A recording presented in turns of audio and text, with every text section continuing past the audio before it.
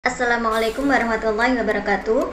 Perkenalkan, nama saya Nikmatus Solihah, saya dari Prodi PAI semester 5B, Stit Al-Fatah Siman Lamongan. Yang saya hormati Bapak Nurdin SAG MPD selaku dosen pengampu mata kuliah Sejarah Pendidikan Islam.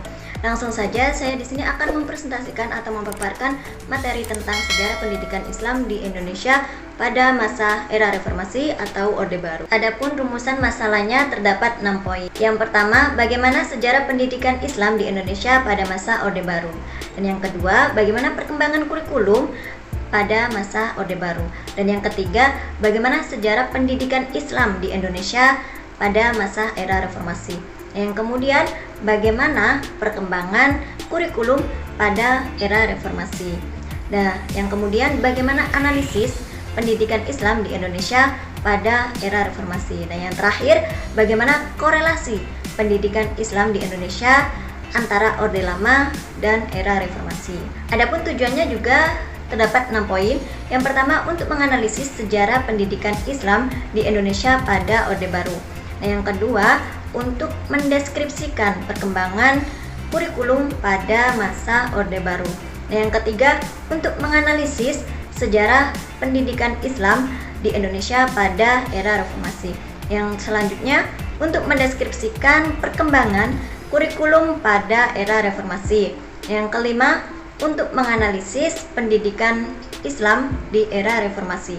Yang terakhir, untuk membandingkan korelasi pendidikan Islam di Indonesia antara Orde Lama dan era reformasi. Poin pertama, sejarah pendidikan Islam masa Orde Baru di Indonesia.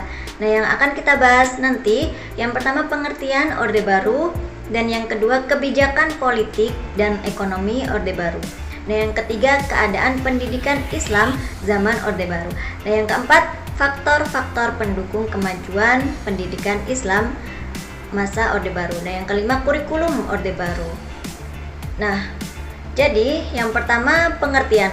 Secara harfiah, Orde Baru adalah masa yang menggantikan masa kekuasaan Orde Lama. Namun, secara politis Orde Baru diartikan suatu masa untuk mengembalikan negara Republik Indonesia ke dalam sebuah tatanan yang sesuai dengan haluan negara sebagaimana yang terdapat dalam Undang-Undang Dasar 1945 serta falsafah negara Pancasila secara murni dan konsekuen, bahwa berbagai kebijakan pemerintah Orde Lama sudah melenceng dari UUD 1945 dan Pancasila tersebut.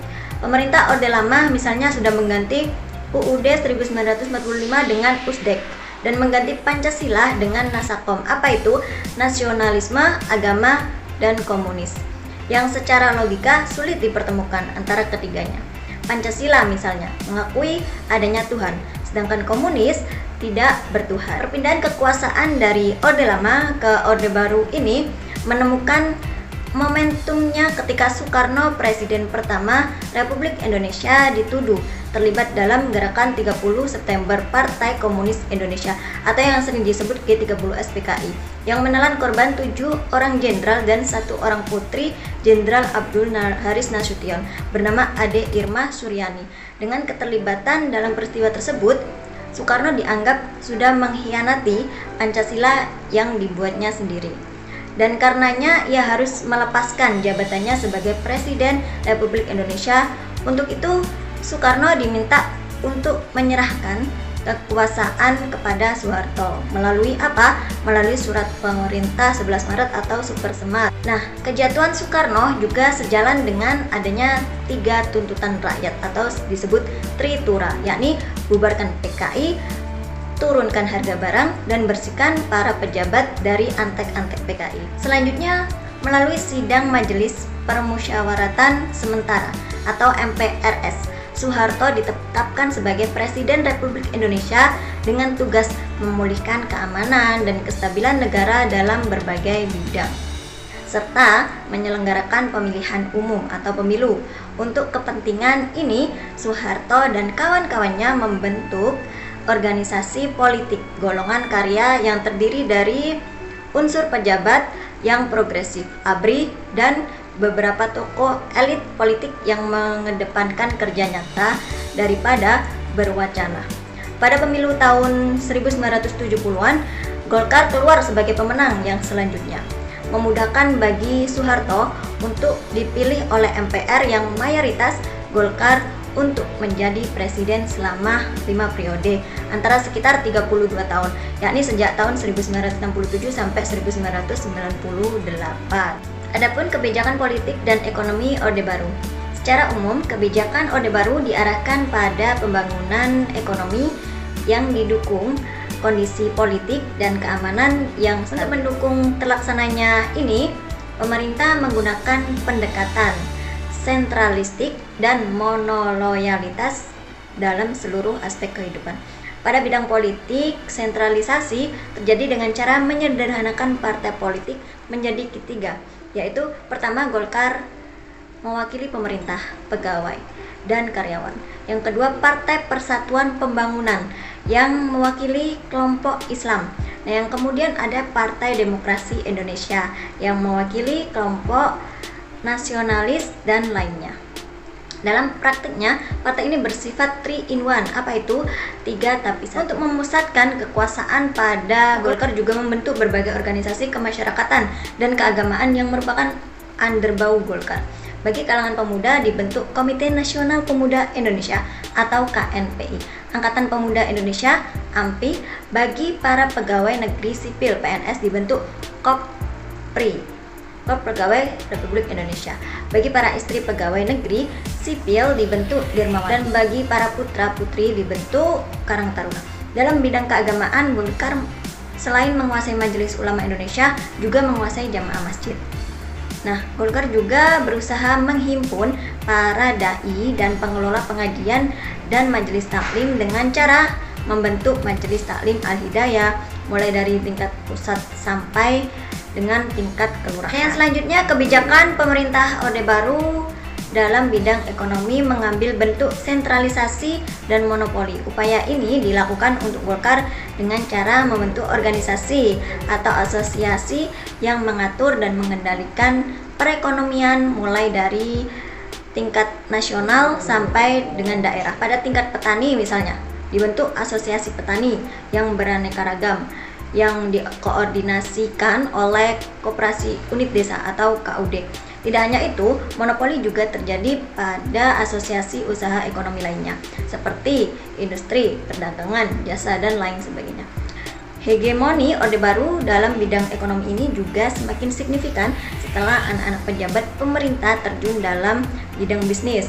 Dengan cara apa? Dengan cara membangun kerjasama dengan para konglomerat yang di-backing oleh ABRI, maka peluang masyarakat untuk berkiprah dalam bidang ekonomi makin terbatas.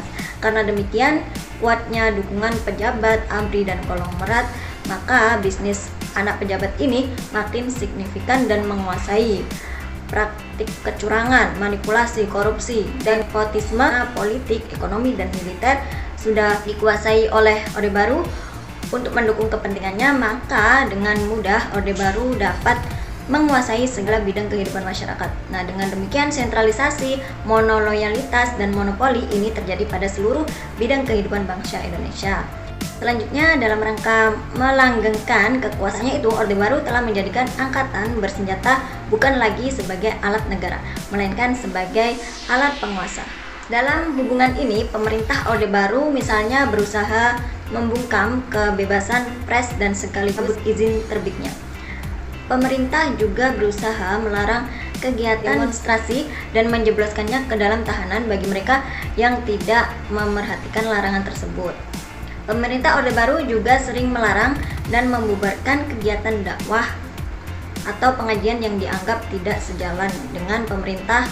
Kebijakan pemerintah Orde Baru yang bersifat sentralistik, monoloyalitas, monopoli, otoriter, dan represif tersebut telah membungkam kebebasan berbicara, mematikan demokrasi, kemudian menutup inovasi dan kreativitas masyarakat, kemudian menimbulkan apatisme di kalangan masyarakat, merajalela praktek KKN, kesenjangan sosial, membesarnya utang, dan kekacauan dalam masyarakat.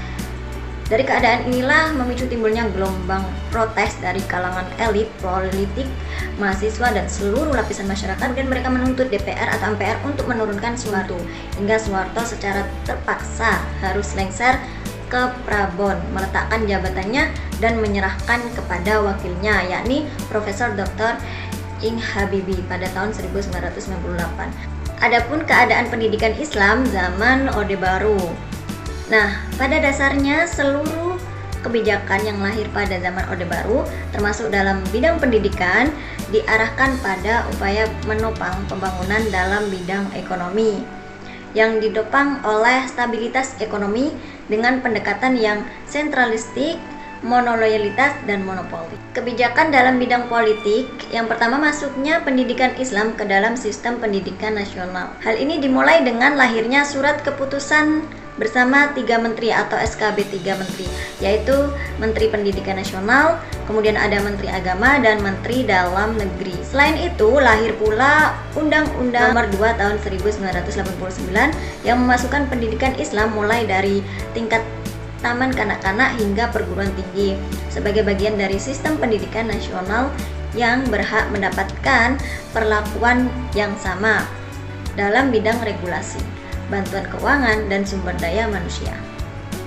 Nah, yang kedua, pembaruan madrasah dan pesantren, baik pada aspek fisik maupun non-fisik. Nah, pada aspek fisik, pembaruan dilakukan pada peningkatan dan perlengkapan infrastruktur, sarana prasarana, dan fasilitas seperti buku, perpustakaan, dan peralatan laboratorium. Adapun pada aspek non-fisik meliputi pembaruan bidang kelembagaan, manajemen pengelolaan, kurikulum, mutu sumber daya manusia, proses belajar mengajar, jaringan informatika teknologi atau IT, dan lain sebagainya. Usaha pembaruan pendidikan madrasah dan pesantren ini tampak cukup berhasil. Kenapa? Karena tamatan madrasah dan pesantren dapat melanjutkan studi ke perguruan tinggi agama dan umum yang bergengsi, baik di dalam maupun luar negeri. Kemudian kebijakan selanjutnya pemberdayaan pendidikan Islam non-formal, diantaranya Majelis Taklim tergabung dalam Badan Kontak Majelis Taklim atau BKMT. Nah, sejalan dengan itu, maka muncul pula yang disebut sebagaimana santri kota, yaitu masyarakat kota yang semakin cinta pada Islam dan berusaha mengamalkannya dengan baik. Kemudian peningkatan atmosfer dan suasana praktik sosial keagamaan. Nah, dalam kaitan ini, pemerintah Orde Baru telah mendukung lahirnya berbagai pranata ekonomi, sosial, budaya, dan kesenian Islam. Lahirnya Ikatan Cendekiawan Muslim Indonesia atau yang disebut ICMI. Kemudian Bank Muamalat Indonesia (BMI), Harian Umum Republika, Undang-Undang Peradilan Agama, kemudian Festival Iqlal, Bait Al-Quran, dan lain. Ini antara lain merupakan buah dari keberhasilan pembaruan pendidikan Islam dari berbagai pertumbuhan dan perkembangan pendidikan Islam di zaman Orde Baru disebabkan karena beberapa faktor. Faktor yang pertama, semakin membaiknya hubungan dan kerjasama antara umat Islam dan pemerintah.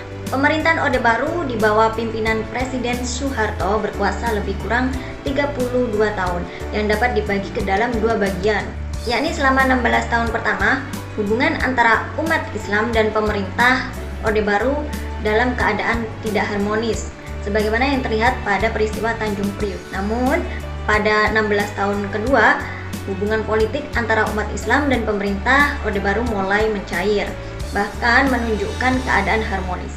Hal ini terjadi disebabkan karena terjadinya perubahan yang semula bersifat ideologis politis menjadi bersifat kultural, seperti masalah keterbelakangan dalam bidang ekonomi, kemudian kebodohan, kemudian ketertinggalan dalam penguasaan teknologi, dan lingkungan yang kumuh. Pendekatan ini dipelopori oleh Nukolis Majid. Nukolis Majid misalnya mengeluarkan statement Islam yes, Partai Islam no, yang artinya bahwa Nukolis Majid setuju pendekatan ideologis politis tersebut menurut Nukolis Majid sama sekali tidak menguntungkan, melainkan hanya merugikan umat Islam. Faktor yang kedua yakni semakin membaiknya ekonomi nasional pada zaman pemerintah Orde Baru. Dalam kaitan ini, sumber daya alam Indonesia berupa minyak, hasil tambang, dan lainnya diberdayakan dengan maksimal. Lalu apa? Melalui hasil penjualan minyak.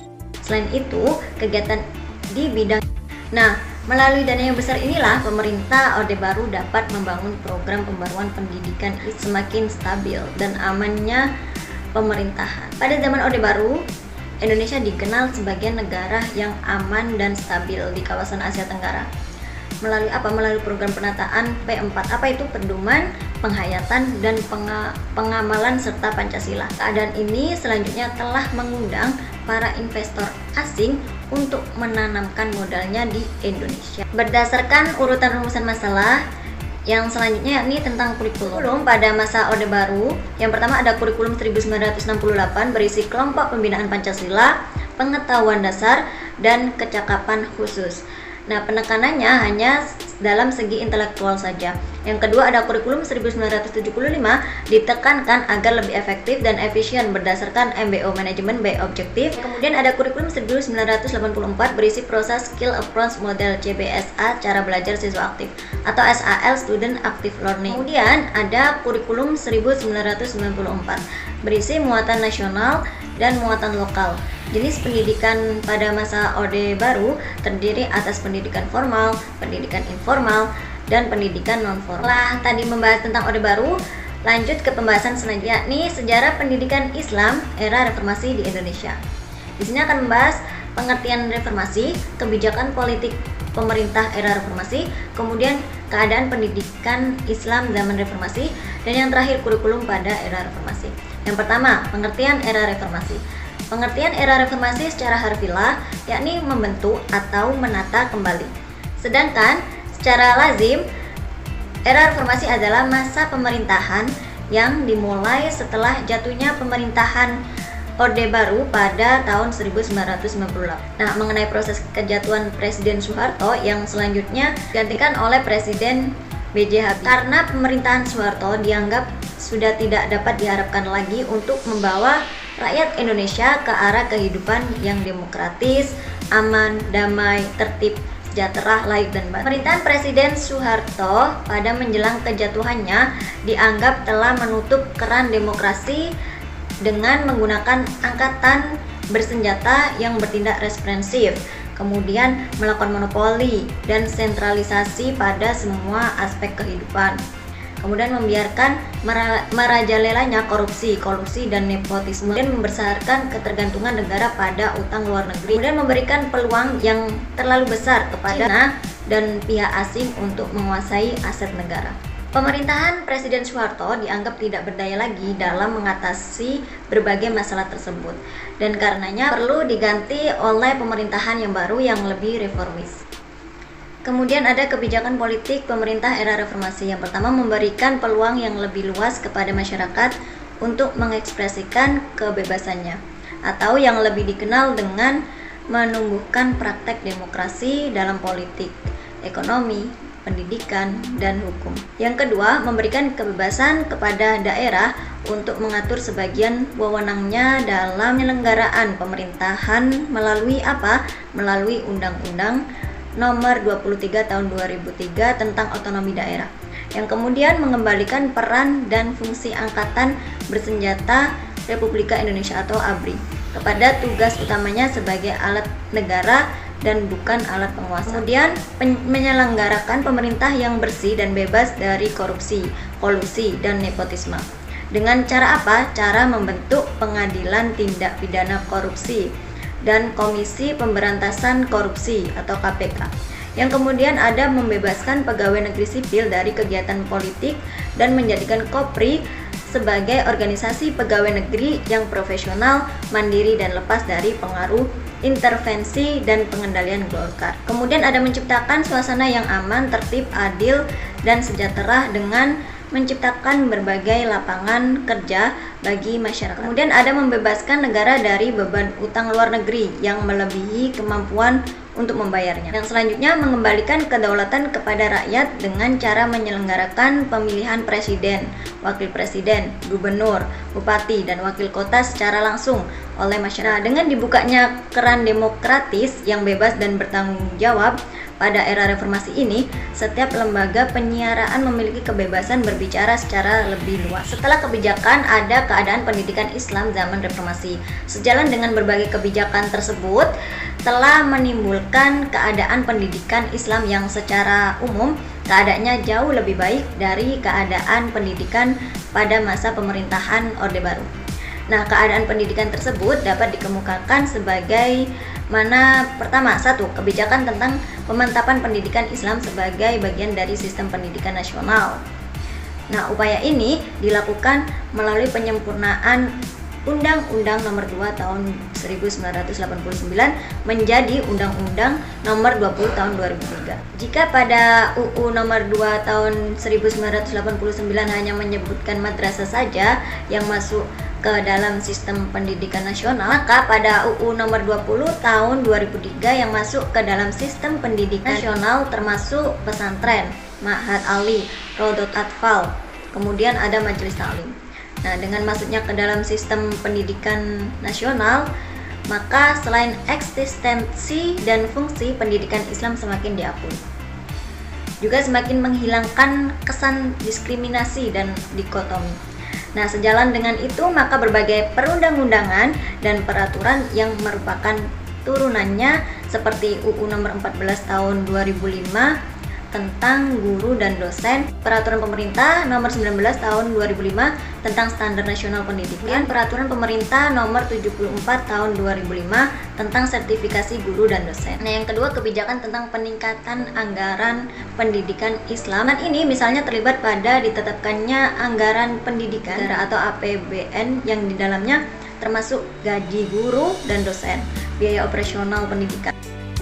Dengan adanya anggaran pendidikan ini, dunia pendidikan saat ini mengalami pertumbuhan, perkembangan, dan kemajuan yang signifikan dibandingkan dengan keadaan pendidikan sebelumnya, termasuk pendidikan Islam itu sendiri. Yang ketiga, program wajib belajar 9 tahun, yakni bahwa setiap anak Indonesia wajib memiliki pendidikan minimal sampai dengan tamat atau sanawiyah. Dalam rangka pelaksanaan wajib belajar ini, diberikan biaya bantuan operasional sekolah yang selanjutnya dikenal dengan istilah BOS.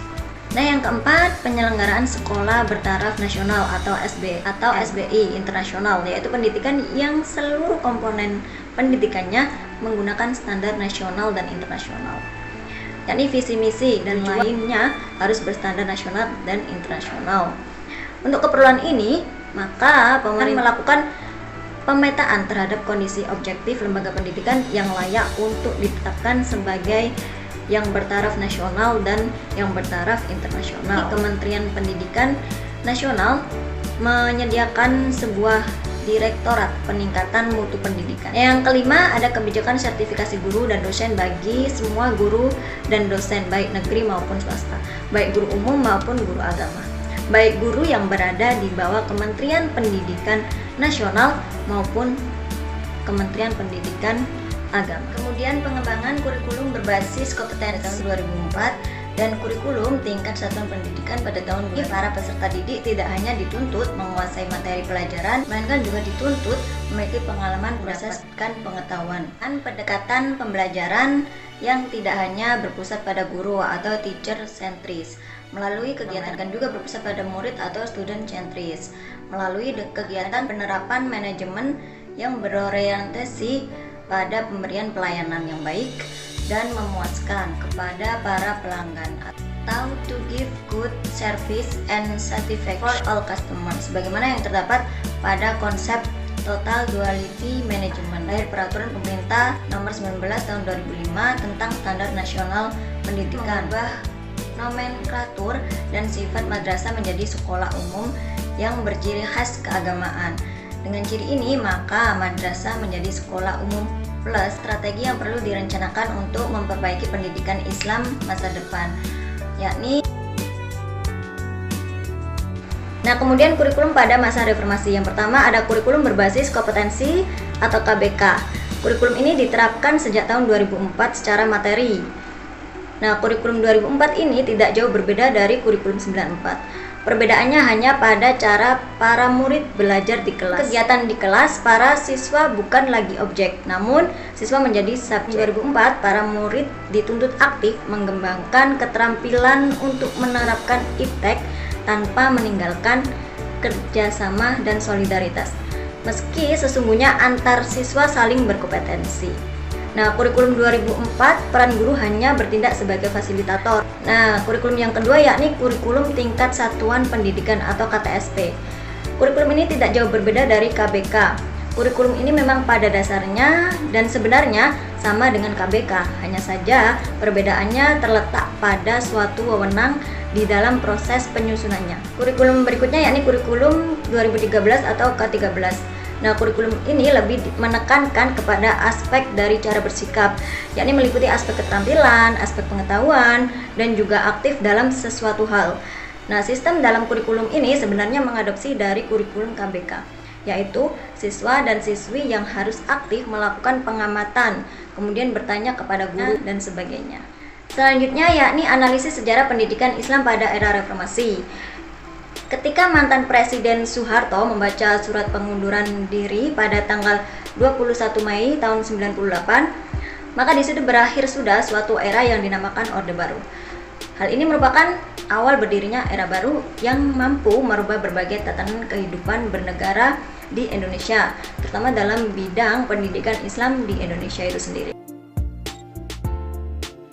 Reformasi yang sedang berjalan di negeri kita tentu merupakan sebuah proses panjang dan di dalamnya terdapat bermacam-macam pelaku atau aktor. Menghendaki salah satunya sistem pendidikan di Indonesia mengalami perubahan yang lebih baik. Kebijakan pemerintah mulai dari pemerintah kolonial, awal, dan pasca kemerdekaan hingga masuknya Orde Baru terkesan menganaktirikan, mengisolasi, bahkan hampir saja menghapuskan sistem pendidikan Islam. Namun, berkat semangat juang yang tinggi dari tokoh-tokoh pendidikan Islam, akhirnya berbagai kebijakan tersebut mampu diredam untuk sebuah tujuan ideal. Kebijakan pemerintahan pada masa reformasi dalam dunia pendidikan agama Islam bukanlah merupakan produk baru, merupakan kebijakan yang melanjutkan dari segi positif dari kebijakan-kebijakan yang telah diambil oleh pemerintah sebelum masa reformasi. Nah, pada masa reformasi,